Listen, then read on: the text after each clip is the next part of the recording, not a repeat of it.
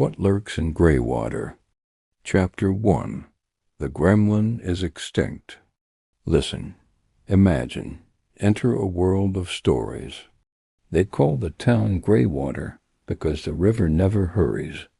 At dusk the mill gapes along the banks like an old beast with its tongue out, and people tell the gremlin story in the same way they say used to, about other extinct things, half joke, half warning. Liam knows the town as if he's walked it backward and forwards 1,000 times. He knows where the gutters bite, where porch lights stay dim, where rumors lodge and fester, and because he knows, people listen when he talks, or at least they used to. Lately, when Liam tells the gremlin story, it almost sounds like Green Goblin from Spider-Man. They smile the cautious smile of people who don't want to get too close to a rumor. He was the one who first saw it. The memory came to him like a photograph, grainy and too sharp in its smallness. He'd been at the mill earlier that month, trying to prove the noise he'd been hearing for weeks. He crouched behind an empty crate, while rain tapped the roof like fingers, drumming patience. The dark inside smelled of oil and paper and something that might have once been sunlight. Liam's flashlight trimmed a path across dust and broken things. Then, across a strip of moonlight, it looked up. Not large, smaller than a child, but all hungers folded in. Its skin had the color of old pennies and mud. Its eyes were polished marbles, impossible and bright. It cocked its head like a bird. Liam remembers how his chest narrowed to a single note, curiosity. The gremlin tilted its head, too, as if surprised someone else had the right to be curious in its domain. They didn't move toward each other. They only looked. Across that space, the mill's rib cage between them, there was a line of something like recognition. Then, without meaning to, Liam reached forward to steady himself on a beam and felt a cold, quick sting along his shoulder blade. He touched the spot later and found a thin smear of green that didn't wash out. It itched like a promise. He went home with the mark and the picture of those marble eyes in his head. After that he told people. He told whoever would listen until the story lodged into the rhythm of the town. A thing that could be true, could be old wives' fiction, could be a warning children fold into games. He was the one spreading the rumor, and because he was the one who had the mark, some people believed him more than others. Some called him imaginative. Some called him trouble. Most called him Liam the Gremlin boy behind his back. The first person he tried to convince formally was Principal Harris. "You're sure?" she asked, hands folded like a patient gate. "You said you saw?" "What?" "A gremlin." Liam sat too straight. He could feel the green line under his shirt like a secret humming. He told her everything with the slow, exacting clarity of someone rehearsed. Small, like a child, but wrong. Eyes like marbles. It looked right at me. There were tracks. I heard it chitter. "Liam," Principal Harris said, "soft but brittle. You have to understand how this sounds. Ghost stories, old mills, we don't." "It's not a ghost," Liam said, and his voice came out steady. "It's alive. It could hurt people. I saw the tracks. She wrote something in a folder. She told him to go home and sleep it off, to talk to his parents. Liam left with the taste of folding paper in his mouth and the heavy knowledge that telling adults anything about Monsters is like dumping water into a sieve. He walked down the hallways of the school, clutching the folder, and then Alex, Taylor, and Jake found him. Alex was the loud one, a grin like a question mark that always wanted a chorus. Taylor had eyes trained to cut. Jake followed the edge of both like a shadow. They circled him in the corridor as if they'd practiced the choreography. "Hey, Liam," Alex said, voice bright. "Heard you went to tell Harris about the gremlin. What? Were you asking for extra recess?" "He's crazy," Taylor said. "You seen his eyes? Try, you look like a lost puppy." Jake laughed and shoved Liam's shoulder. "You gonna start kissing rocks next?" Liam tried not to look at the little green smear under his collar. He pulled his jacket tighter. He thought of the mill and the marbles for eyes. "You tell the principal you saw it?" Alex taunted. "You'll tell us next that you're best friends with it, right? You'll tell us next that you're best friends with it." "Oh, hello, Mr. Gremlin. Teach me to chitter." Jake shoved Liam hard into the lockers. Metal rang out down the hall. Something slipped from Liam's hands and hit the floor. Not a textbook. A glossy magazine slid open at their feet, pages flashing half-posed models.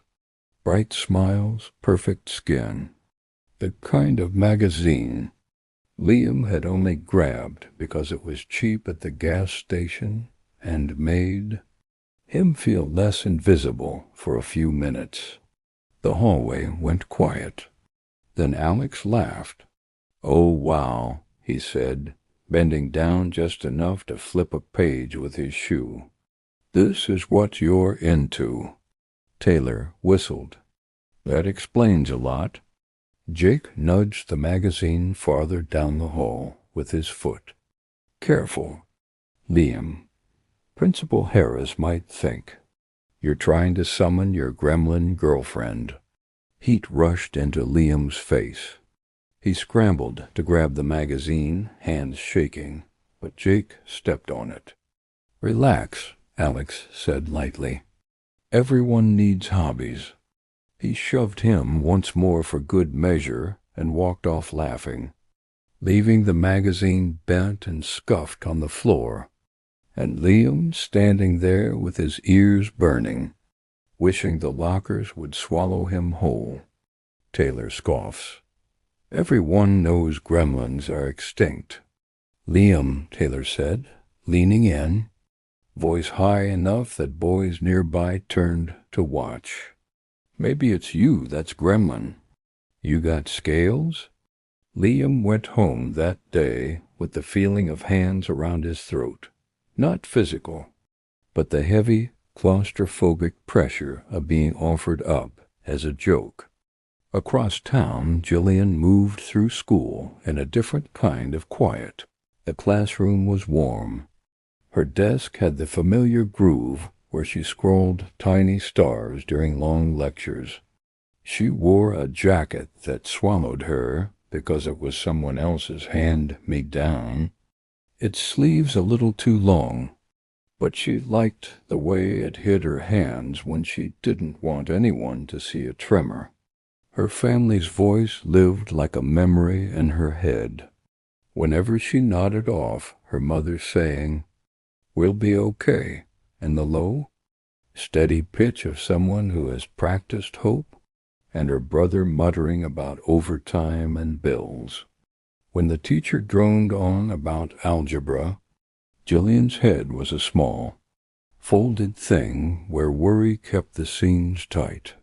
"Jillian," the teacher said suddenly, tapping the desk. "Eyes open, please." She started and tucking a loose curl behind her ear. Her mind picked at the seam of a memory, a holiday table with plates too small and laughter that folded into cold hallways. She blinked, steadying. A bell rang like someone slamming a lid. She stood and tucked her hands back into her jacket. That afternoon, the town's rumor took on a new life. Alex and the others were planning a party at Jake's house, blue-paneled living room, Shirley Temple's, and speakers with bass so loud the neighbors are getting irritated. They were laughing about who to prank next. "What's funny?" Alex asked a small kid named Milton, who was hovering near the door. Milton was small and earnest, perfect for messy mischief. Just, "Who's brave enough to check the mill?" Milton said, eyes wide like someone holding a secret too heavy for them. Jake grinned. "We'll bet someone'll go. Find us a picture, and we'll owe them nothing but glory." Taylor's voice turned smooth. "Let's find the perfect candidates. We need someone harmless, someone who'll never fight back, someone like—" He looked around the room and paused. "Someone like Jillian." Alex laughed, but his eyes scanned the crowd. "What about that freak who went to Principal Harris?" "Liam." He snapped his fingers and grinned. "Perfect. Pair them up. They'll go to the mill. They'll squeal. We'll laugh. We'll post it." Milton swallowed. "Should I call Sergeant Smith? Tell him there's this weird noise? Make it real for them?" "Sure," Alex said. "Call Smith. Say someone heard something. He'll roll up slow and look like he's protecting people. Then more quietly, he'll find nothing. And we'll have a show." Milton, sweating with the attention, slunk to a phone and dialed. The living room music thumped and someone started singing. A long off-key to "Yeah" by Usher. Teens kissed in corners. Jillian drifted in at the edge of the room, eyes careful and searching. She saw two kids pressed together on the couch, a small, bright, dangerous thing that made something ache inside her, for reasons she didn't want to name.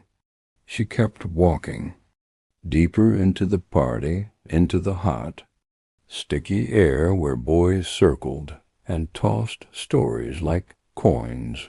The speaker played on. Alex turned on his flashlight and began telling a story.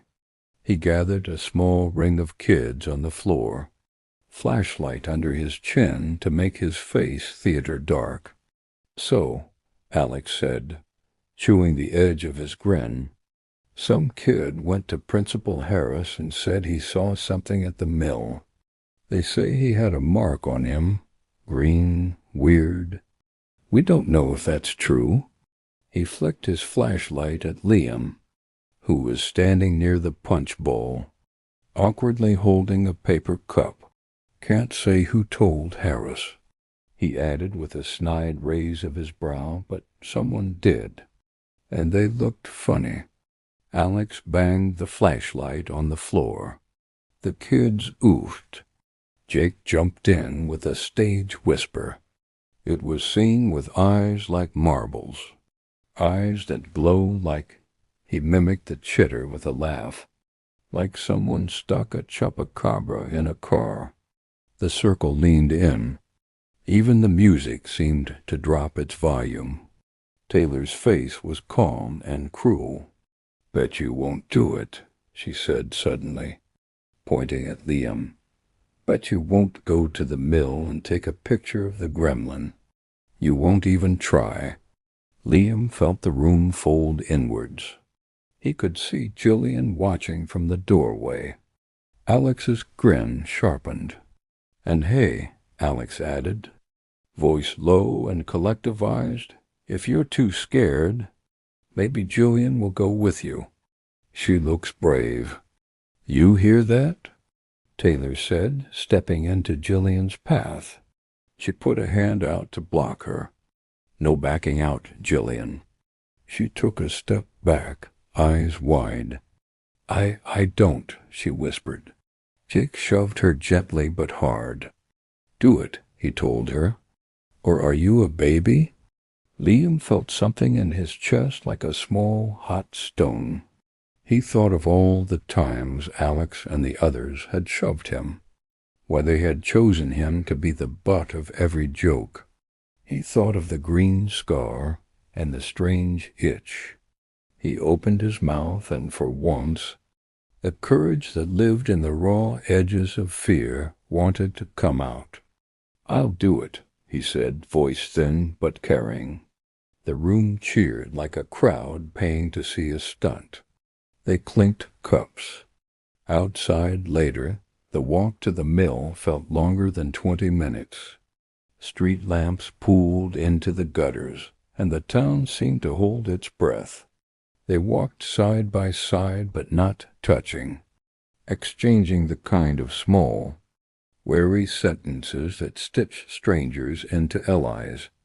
"I'm sorry about them," Liam said. "They're mean." Jillian pulled the oversized sleeve over her hand. "It's not fair," she said softly, more to the air than to him. "They act like that because—" She stopped.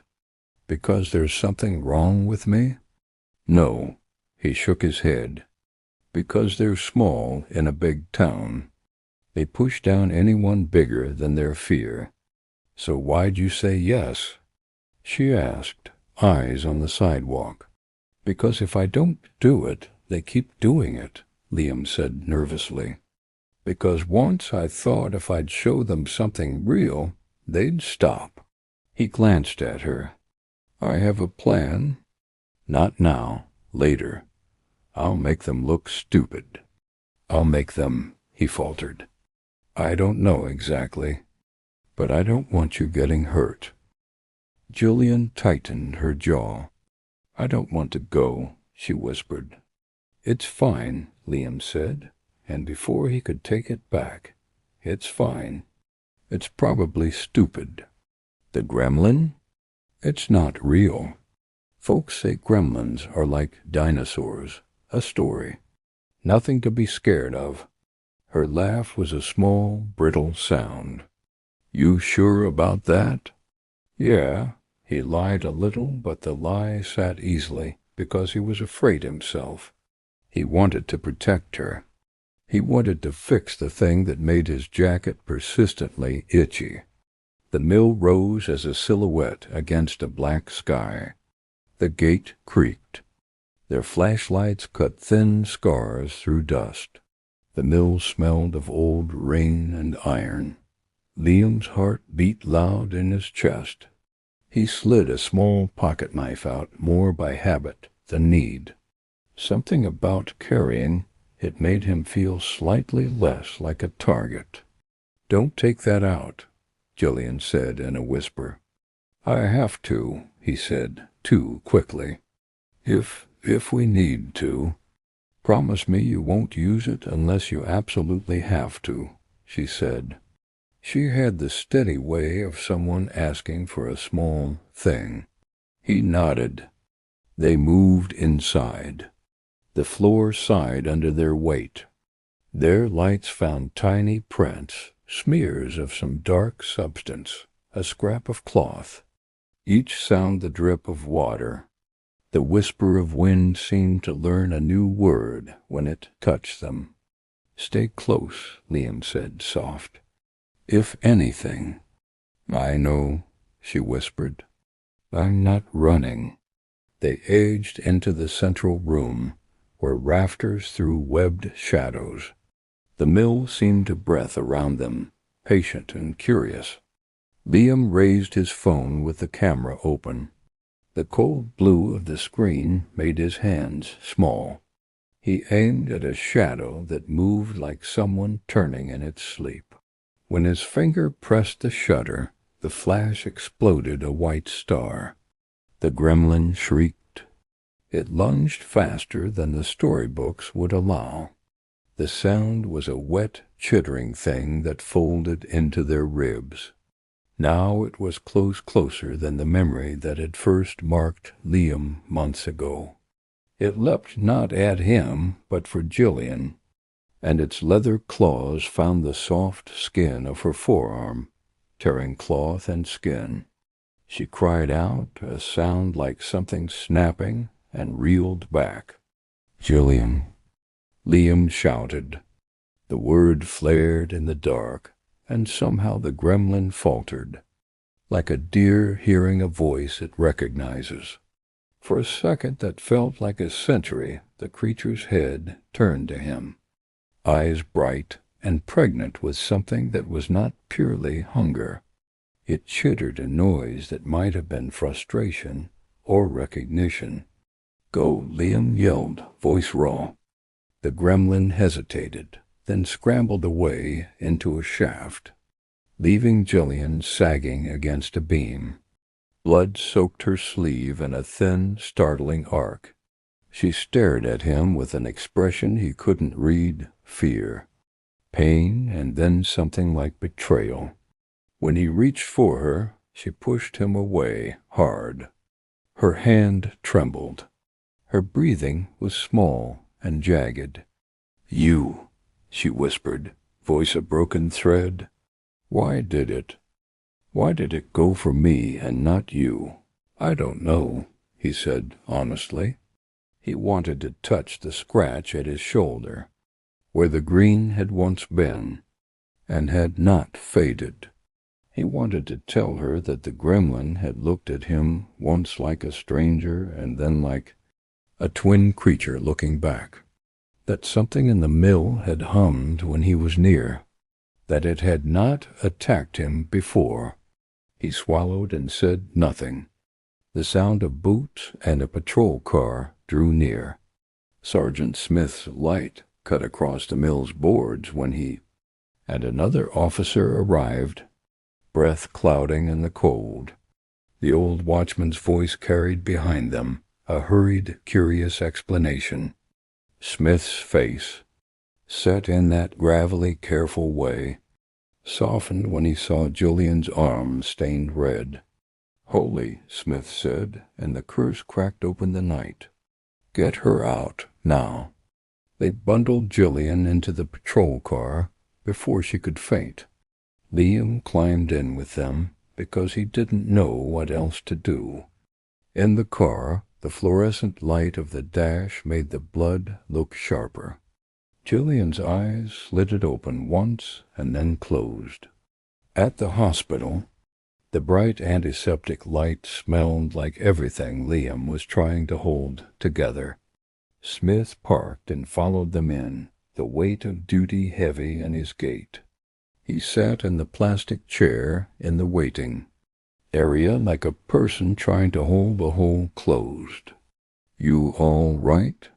he asked, turning toward Liam with the easy language of someone who asks and expects a small answer. "No." Liam's voice was small and brittle. "She's bleeding." Smith watched him. "You were at the mill?" "Yes." Smith's jaw tightened. "You're going to tell me everything." Liam began, and words came in short, terrified pieces. He did not tell Smith about the first time, the private picture in his head of the gremlin, and the thin bite that left green on his skin. He didn't tell him that the creature had once looked at him like recognition. He only told the practical bits, the dare, the photo, the attack. Smith listened, a map forming in the lines of his face. "They'll stitch her up," Smith said finally. "But I'll be back at the mill tomorrow." "I don't like the sound of this." They wheeled Jillian into surgery. Liam paced the corridor like an animal with a scent in its chest. He touched his back out of habit fingers, seeking the faint raised line, the place that had once stung in the mill. It hurt, then a quick electric flare, and he pressed his palm there until the ache muffled.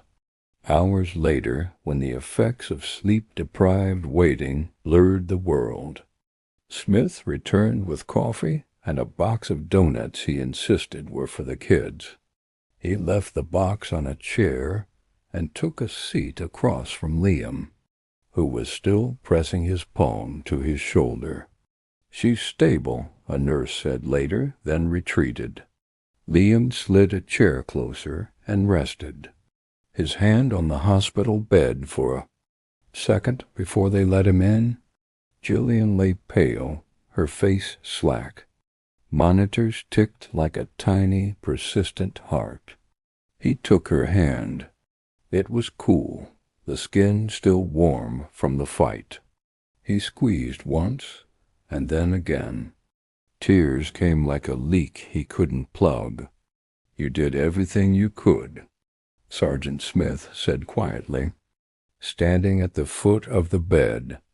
His face was hollow with worry and something else, the kind of suspicion a man gets when something vast and wrong settles in his town.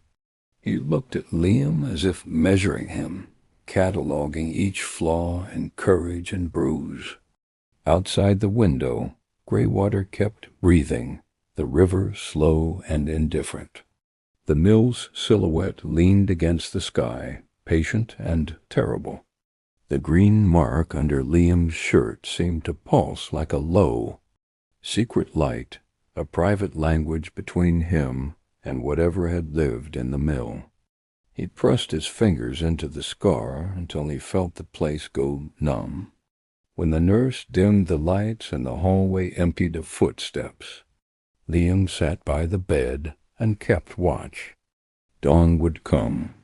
The town would decide how much of the story to keep feeding. Sergeant Smith would return to the mill with a radio, and a flashlight and men who believed in evidence. The bullies would sleep and wait for new prey. The gremlin would listen in the dark and learn. Jillian's breathing slowed into something deeper. Liam did not know what the gremlin had seen in him. He did not know why it had spared him and bitten her. He only knew that the night had opened something in the town, a seam that would not quickly sew up. He pressed his forehead to hers and whispered, not exactly a prayer, but a promise. "I'll make it right." Outside, someone whispered old facts like lullabies. Gremlins as extinct as dinosaurs, and the river kept it slow. Secret speech. Inside a hospital room, smelled of disinfectant and sleep and an ache that may or may not be the beginning of something worse. The monitors ticked on. Jillian's hand lay in his like a small, uncertain anchor. Neither of them knew the shape of the next day. The mill waited, the gremlin listened, and Sergeant Smith planned the first bright sweep of a flashlight. The town had awakened to a new rumor, and this one was heavy with blood. There would be more questions. There would be more nights walked under the same dim street lamps. But for now the story closed on a single sharp point. Jillian unconscious, Liam wide-eyed and raw at her side, and the green smear under his shirt a private, stubborn thing that pulsed with a secret of its own. Outside, Greywater whispered and waited.